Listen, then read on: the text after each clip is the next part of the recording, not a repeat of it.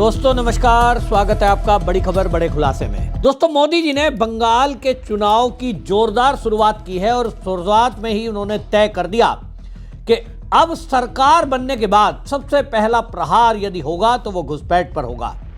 मोदी जी अपनी रैली में बंगाल के अंदर जिस तरह की बातें कर रहे हैं उससे बिल्कुल स्पष्ट कर दिया कि बंगाल में अब भद्रलोक कहे जाने वाले लोग भी अब इस बात को समझने लगे हैं कि घुसपैठिए उनके लिए किस कदर खतरनाक हैं, उनके आने वाली पीढ़ियों के लिए खतरनाक हैं। और अब आपको बताएं कि जिस तरह से वहां पर प्रचार शुरू किया गया है, इस प्रचार की रैलियों में जो भीड़ आ रही है वो भीड़ अपने आप वहां स्वतः आ रही है, ना कि कोई जुटाए जा रहे हैं। आम आदमी इस बात को समझ रहा है कि बंगाल में यदि रहना है, सुरक्षित रहना है, तो वहां भारतीय जनता पार्टी की डबल इंजन की सरकार ही उस काम को कर सकती है। इस सब को देखते हुए जो नरेंद्र मोदी हैं वो इस बात को समझ रहे हैं कि लोग क्या चाहते हैं। बीजेपी एनडीए ने बिहार में जंगल राज को एक बार फिर से रोका है। अब पश्चिम बंगाल भी टीएमसी के महाजंगल राज को विदा करने के लिए तैयार है। साथियों, टीएमसी सरकार पश्चिम बंगाल की, देश की सुरक्षा के साथ भी खिलवाड़ कर रही है। इसलिए यहां के नौजवानों को खास तौर पर बहुत सावधान रहना है। टीएमसी यहां घुसपैठियों को भांति भांति की सुविधाएं देती है। घुसपैठियों को बचाने के लिए धरने प्रदर्शन करती है।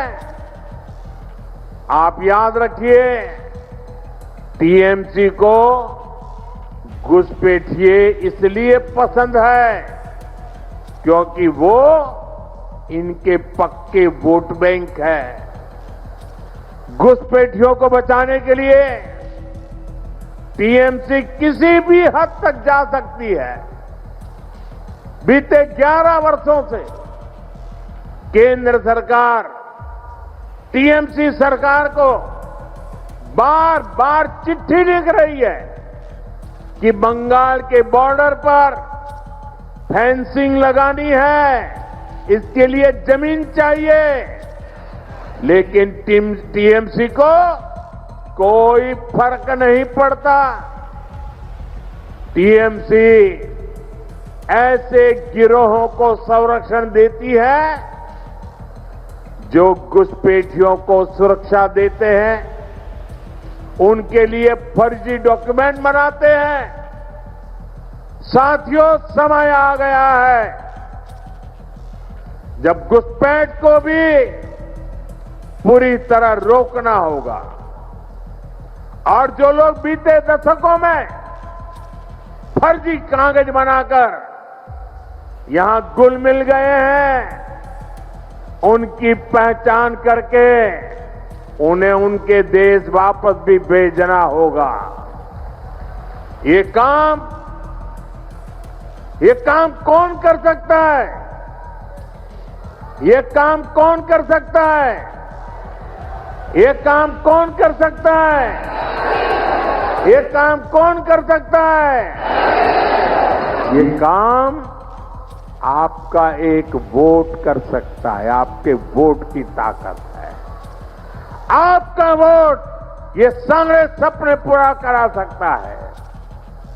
बीजेपी को दिया आपका एक एक वोट घुसपैठियों को भगा सकता है। इसलिए इस बारी आपको एक ही लक्ष्य, एक ही धुन, एक ही सुर, एक ही संकल्प लेना है। और मैंने प्रारंभ में संकल्प दिलवाया था, फिर से बोलवाता हूं, पाल्टानो दरकार। पाल्टानो दरकार চাই বিজেপি সরকার পাল্টানো দরকার পাল্টানো দরকার পাল্টানো দরকার পাল্টানো দরকার পাল্টানো দरकार। ज्यादातर घुसपैठ पूरे देश के लिए एक समस्या है और देश के जिस हिस्से में भी ये घुसपैठिए हैं, लॉ एंड ऑर्डर की सिचुएशन वहाँ कंट्रोल करना मुश्किल हो जाता है क्योंकि इनका कोई ठिकाना परमानेंट नहीं होता। आज यहाँ कल वहाँ झुग्गियों में रहते हैं, हमला किया और भाग गए।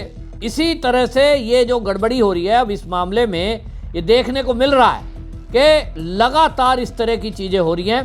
अब ऐसे में नरेंद्र मोदी की जो रैली हो रही है उस रैली में खास तौर पर जिस तरह से अग्रेसिव मोड में मोदी जी हमें दिखाई दे रहे हैं वो पिछले चुनाव से भी कहीं ज़्यादा आक्रामक इस बार दिखाई दे रहे हैं।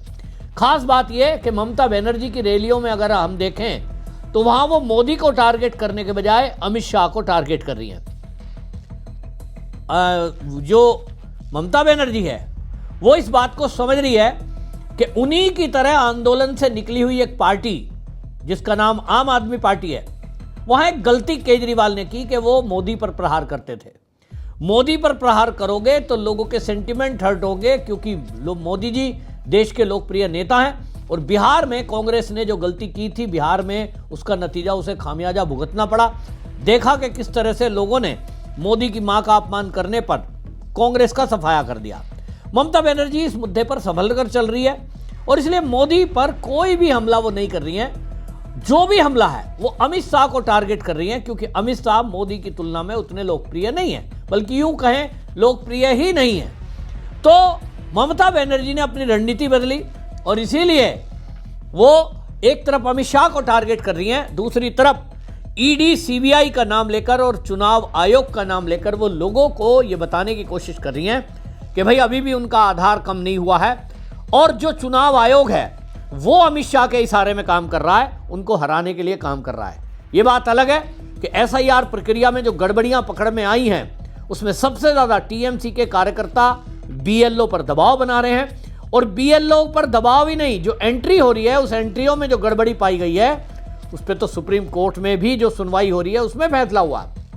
वहां चीजें निकल के बाप बेटे में 15 साल का फर्क, ये कैसे हो सकता है? ये कोई स्पेलिंग मिस्टेक नहीं है और ये कोई अचानक नहीं है, ऐसा एक दो जगह भी नहीं है। 15 लाख ऐसे लोग मिले हैं। अब इसमें एसआईआर प्रक्रिया में अगर ऐसी गड़बड़ होगी तो आप सोचिए कौन कर रहा है, क्यों कर रहा है। मोदी जी ने इसी पर प्रहार किया और मोदी जी ने कहा कि जो ये वर्तमान टीएमसी की सरकार है ये घुसपैठियों की मददगार बनी हुई है। एक तरफ जहां इनको बसाने के लिए जो भी फर्जी दस्तावेज चाहिए वो इनको प्रोवाइड कराने में टीएमसी के लोग हैं, दूसरी तरफ मोदी जी ने ममता बनर्जी पर प्रहार करते हुए ये कहा कि बीएसएफ को बॉर्डर को सुरक्षित करने के लिए जो फेंसिंग लगानी है उसके लिए जो जमीन चाहिए, आज भी लगभग 150 किलोमीटर का एरिया जमीन ना मिलने की वजह से बिना फेंसिंग वाला है, जिसके एक तरफ नदी दूसरी तरफ बांग्लादेश है और इसके कारण से देश की सुरक्षा को बड़ा खतरा है। ये ममता बनर्जी की सरकार है जिसके कारण ये खतरा मंडरा रहा है और ये तब तक रहने वाला है जब तक ये टीएमसी की सरकार रहेगी, क्योंकि ये तो करेगी नहीं। कितना भी कह लिया, कोर्ट तक में केस चला गया, ममता बनर्जी इसको करने वाली नहीं है। अब इसी मामले को देखते हुए जनता यहां समझ रही है और जनता के बीच जो मुद्दे हैं अब वो समझ में आ गए उनको कि ममता बनर्जी तो केवल वोट बैंक पॉलिटिक्स के लिए इस देश की भी सुरक्षा को खतरे में डाल रही है और पश्चिम बंगाल के लोग तो खतरे में है ही हैं। वहां जिस तरह से टोलाबाजी, कटबरी, गुंडागर्दी है, सरेआम लोग बताते हैं कि टीएमसी के लोग किसी भी चीज को कहीं भी जाकर आपसे ले लेंगे और आपकी हिम्मत नहीं है कि आप पुलिस में कंप्लेंट कराएं। पुलिस में जैसे ही आप जाएंगे आपसे पूछा जाएगा किस पार्टी से हो, कहां से हो, तो जैसे ही कोई बताता है मैं टीएमसी से हूं, पर्ची दिखाई, कॉन्टैक्ट बताया, कई उन्होंने तो पद ले रखे हैं, उनके खिलाफ तो पुलिस कोई एक्शन लेती ही रही है। यही है महाजंगल राज जिसका जिक्र मोदी जी ने अपनी रैली में किया और इसलिए उन्होंने कहा कि बिहार का जंगल राज हमने खत्म किया अब हम बंगाल का महाजंगल राज खत्म करेंगे। मोदी जी का जो ये कॉन्फिडेंस है, ये इसलिए है क्योंकि इस बार कार्यकर्ताओं में भी जोश है। दूसरी तरफ टीएमसी के जो गुंडे हैं, मैं उनको गुंडे कह रहा हूं क्योंकि वो गुंडे जो गुंडाई कर रहे हैं, जो आम कार्यकर्ता है वो नहीं। टीएमसी में कुछ ऐसे कार्यकर्ता हैं जो गुंडे हैं, और वो यूं कहें जो कुछ गुंडे हैं बंगाल में, वो टीएमसी के कार्यकर्ता बन गए। उनसे पूरी जनता परेशान है, और वो परेशान जनता ये चाहती है कि बंगाल में बदलाव हो। अब वो वोट डालना चाहते हैं, उनकी वोट गिरेगी या नहीं गिरेगी इसका अंदाजा आप इसी से लगा लीजिए। पिछली बार जो व्यवस्था चुनाव आयोग नहीं कर पाया था, लोगों ने मांग की थी कि रास्ते में टीएमसी के गुंडे बैठे रहते हैं, उनको वोट डालने नहीं देते, और इसीलिए जो है वो चाहते हुए भी वोट नहीं कर पाते। इस बार छोटे छोटे बूथ मोहल्ले वाइज बनाए जा रहे हैं, सोसाइटियों में बनाए जा रहे हैं, और सोसाइटियों में आप समझते ही हैं पढ़े लिखे और पैसे वाले लोग रहते हैं जो कतई भी गुंडागर्दी पसंद नहीं करते, लेकिन उनको वोट डालने के लिए जाने ही नहीं दिया जाता था, इसलिए उनकी मजबूरी थी। इस बार चुनाव आयोग ने यह व्यवस्था की है जिसका विरोध टीएमसी कर रही थी, जिसका विरोध टीएमसी लगातार कर रही थी, लेकिन चुनाव आयोग ने तय किया है कि एक एक व्यक्ति जो अपना वोट कास्ट करना चाहता है, बिना डर बिना भय, वो कैसे वोट करे। लेकिन कुछ वीडियो आ रही हैं बंगाल से। बंगाल में अब ये दिख रहा है कि भाई वहाँ आरएसएस के कार्यकर्ताओं को ये कहा जा रहा है, पकड़ पकड़ के उनसे बुलवाया जा रहा है, मैं कभी भी आरएसएस में नहीं जाऊंगा। पश्चिम बंगाल की एक वीडियो आई है, एक्स पर, सोशल मीडिया पर डाली है, वीरभूमि जिले से, जिसमें जो है ये जो है अंगोरा गांव का एक आरएसएस का कार्यकर्ता है रिंटू पाल, उसको किडनैप कर लिया और टीएमसी पार्टी अपने ऑफिस के अंदर उसको ले गई, और वहां जो है उस पर यह कहा जा रहा है कि मैं आरएसएस में काम नहीं करूंगा, वादा करो, कहो इसको, और वीडियो बनाई जा रही है।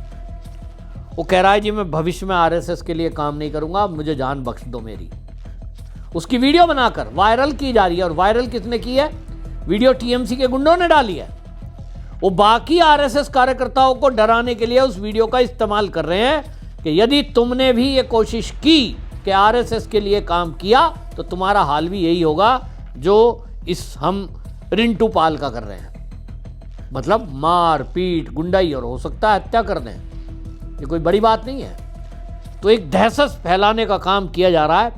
इस दहशत का अंत तभी संभव है जब बंगाल में सरकार बदलेगी। उसके बाद भी जैसा हमने देखा यूपी में शुरू के 5 साल योगी जी को केवल इसलिए लग गए कि जो भ्रष्ट अधिकारी समाजवादी पार्टी शासनकाल में उन नेताओं से मिलकर के एक गठजोड़ चला रहे थे, उनको ट्रेस कर रहा, उनको सिस्टम से बाहर या साइडलाइन करने में जो योगी जी हैं उनको 5 साल लग गए। तो बंगाल में ऐसा नहीं है कि आते ही पुलिस का बहुत सख्त एक्शन शुरू हो जाएगा, लेकिन मोदी जी ने बता दिया कि हमारी प्रायोरिटी देश की सुरक्षा है।